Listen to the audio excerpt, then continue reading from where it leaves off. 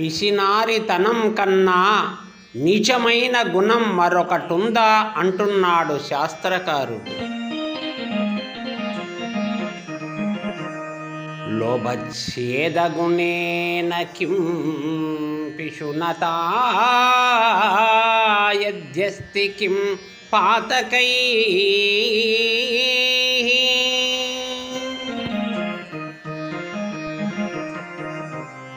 సత్యం చేత్ తపసా చ కిం శుచిమనో యద్యస్తి తీర్థేన కిం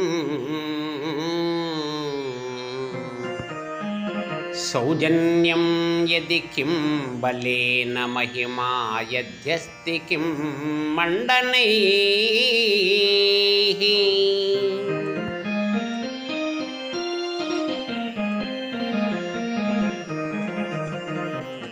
సద్విద్యా యది కిం ధనైరపయశో యద్యస్తి కిం మృత్యునా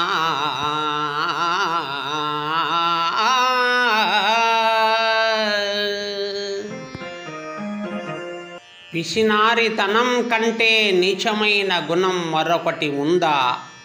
ఇతరులపై అపవాదని వేయడాన్ని మించిన పాపం మరొకటి ఉందా? సత్యానికి కట్టుబడి ఉండటాన్ని మించిన తపస్సు ఉంటుందా? నిష్కలమైన మనస్సుని మించిన బలం ఉంటుందా? మంచి వ్యక్తిత్వం ఉన్న చోట తీర్థములెందుకు? మంచితనం ఉన్న చోట అలంకారాలు ఎందుకు? సద్విద్యను మించిన ధనం ఉంటుందా? అపకీర్తిని మించిన మృత్యువు ఉంటుందా అని అంటున్నాడు శాస్త్రకారుడు.